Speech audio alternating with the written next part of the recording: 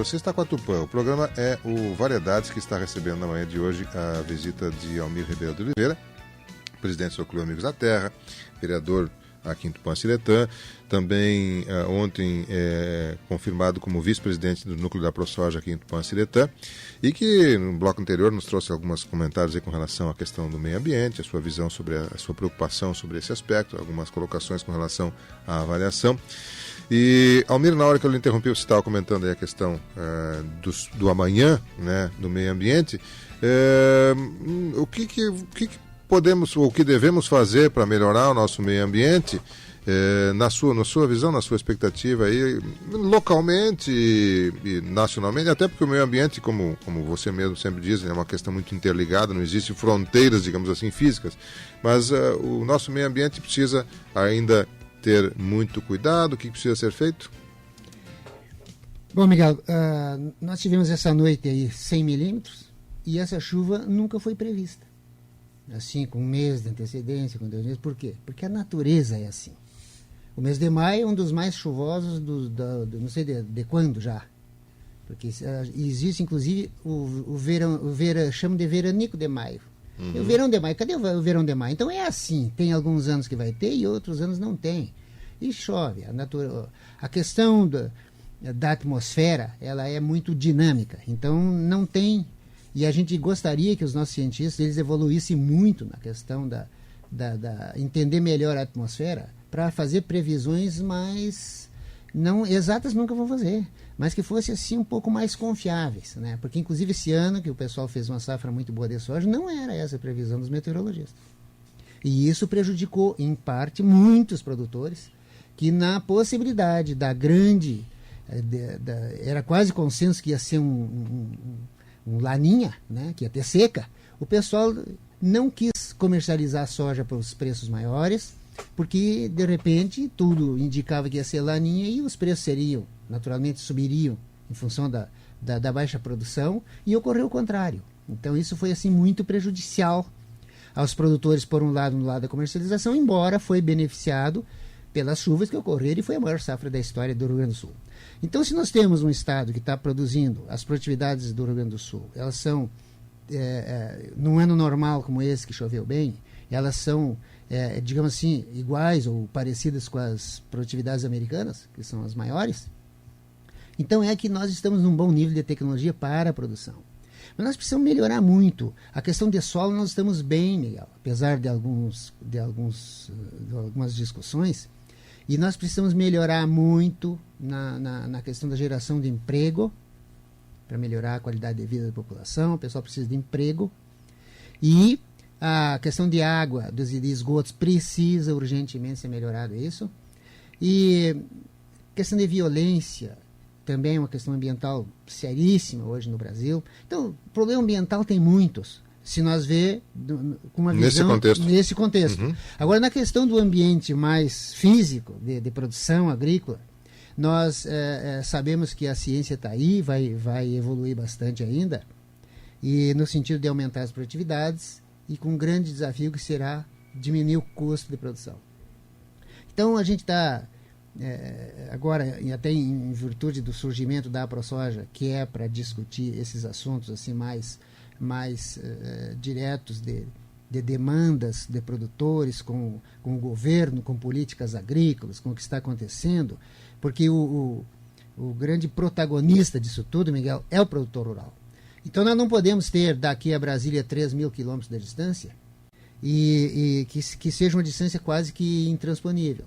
Hoje a distância ela está pelo meio de comunicação muito rápido, e o próprio ministro da Agricultura, ele ontem fez o lançamento ontem ele fez o lançamento Sim, do ontem pela manhã. E ele disse coisas muito importantes, Miguel. Por exemplo, a gente fala muito em safra de 200 milhões de toneladas, e que eles, pelos cálculos, estão fechando em 232 milhões de toneladas, e utilizando apenas 8% da área territorial brasileira para a produção de alimentos.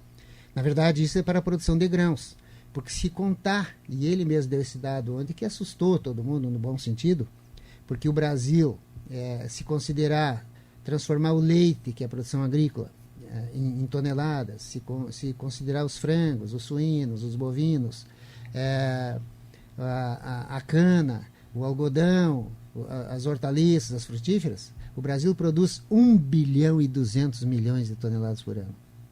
Então o Brasil hoje, o que está salvando o país é o agronegócio, é a produção de alimentos dos produtores de todos os tamanhos. Então, o agronegócio cresceu, segundo o governo federal, quase 15%, 14%, não sei quanto, nos últimos meses, né? E o Brasil como um todo foi bem mais baixo, 13 alguma coisa, acho que não chegou a 4%. Quer dizer, o agronegócio para nós tem uma importância extremamente grande, mas no contexto nacional do país como um todo, esses 15% se transformaram em 3%. Se transformou em 0,9%, Miguel. 0,9%. 0,9% foi o crescimento do PIB. Isso, obrigado. Isso, e o agro cresceu 13,4%. E a indústria cresceu quase 0, não sei o que. Então, realmente, o agronegócio cresceu e tem potencial para crescer muito mais. Só que há um preconceito contra o produtor rural que a gente sente em todas as instâncias.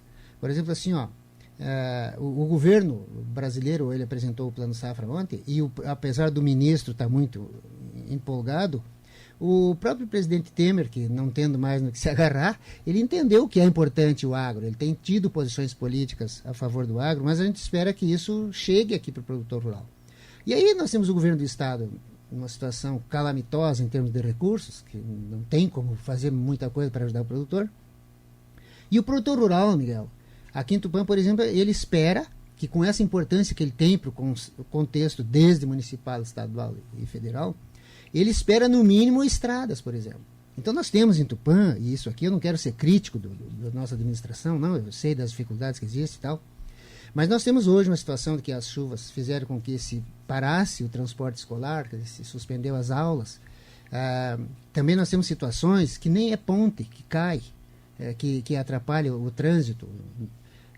Chega a ser borrachudos nas estradas que não são tratados, borrachudos, e impede o trânsito. Então, quando o meio rural não tem uma dedicação maior, uma consideração maior, pela importância que tem, pela contribuição que o meio rural dá para a cidade, e que não tem a estrada, que é o caso de Tupanciretã, então há esse questionamento e essa reclamação dos produtores, e com razão, porque eles estão desenvolvendo a principal atividade que sustenta o país hoje, e os cofres públicos nacionais mandam os dinheiros para os estados e para os municípios. Então a gente precisa entender da importância de todos, né? E que todos que são importantes tenham a sua devida retribuição. O nosso produtor rural precisa de uma dedicação maior às estradas, e eu sempre digo, lá como vereador, eu tenho dito lá nas nossas reuniões, que eu espero assim, projetos do prefeito, no sentido de que a gente compre mais patrolas, né?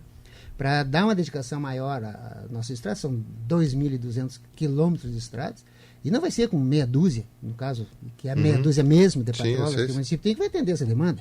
Então tem que haver uma atenção maior com as estradas, que é a principal reivindicação dos produtores, porque eles estão desenvolvendo a principal atividade econômica do município de Tupanciretã. A nossa ouvinte Rosa Maria está perguntando o seguinte: nos assentamentos nós temos poços artesianos que não têm tratamento essa água. Essa água pode estar contaminada por agrotóxico? Olha, eu acho difícil. Eu acho que é até bom fazer os testes, porque as águas dos nossos artesianos são águas mais profundas. E os agrotóxicos que são usados aqui na nossa região não são daqueles que normalmente atingem maiores profundidades. Por exemplo, um agrotóxico que atinge profundidades maiores, que a gente acompanha em alguns estudos, seria aqueles princípios ativos chamados de atrazina para a cultura do milho. Então, como Tupã, milho, o pessoal planta pouco, e hoje se faz muitas aplicações pós-emergentes, né? Então, eu acredito que as nossas águas, Miguel, eu não vou dizer que não tenha alguma situação aí que possa ocorrer alguma intoxicação, mas na média eu acredito que elas são águas de ótima qualidade. Perfeito. Almir, eu quero agradecer a sua gentileza de vir até aqui. É claro que a gente vai, em outras oportunidades, tê-lo, como já temos há décadas aqui, a parceria do Almir, que tem sido o nosso socorro em muitos momentos, em informações, inclusive quando ele participando de eventos fora de Tupanciretã, fora do Brasil, em várias oportunidades, nos trouxe a sua opinião e a sua informação. E é evidente que permaneceremos aqui aguardando essa possibilidade, porque o Almir naquela época era apenas o presidente do Clube Amigos da Terra. Eu digo apenas porque hoje ele está na condição também de vereador aqui no município de Tupã-Ciretã e também de vice-presidente do núcleo da ProSoja, que foi criado ontem, como já falamos. Enfim, ele está assumindo mais representação ainda junto ao nosso meio e junto ao segmento que ele atua com bastante intensidade, não só em Tupã-Ciretã. A gente sabe que o Almir é buscado, procuram ele vários órgãos de imprensa, especialmente aqueles que são mais focados no agronegócio, né, que buscam no Almir muitas vezes informações ou comentários com relação a temas que ele aqui repete também junto conosco aqui na nossa programação. Por isso eu agradeço a gentileza da sua visita e deixo o nosso microfone à sua disposição. Se alguma coisa mais você gostaria de colocar, Almir, por favor, fique à vontade. Miguel, dizer que ontem à noite nós criamos um núcleo da ProSoja em Tupã-Ciretã e ficou o Zé Domingos Lemos Teixeira de presidente, eu fiquei de vice-presidente e a gente vai montar uma equipe de trabalho aí nos próximos dias, né? Vamos chamar a juventude para participar, né? Então, com certeza, a gente vai desenvolver um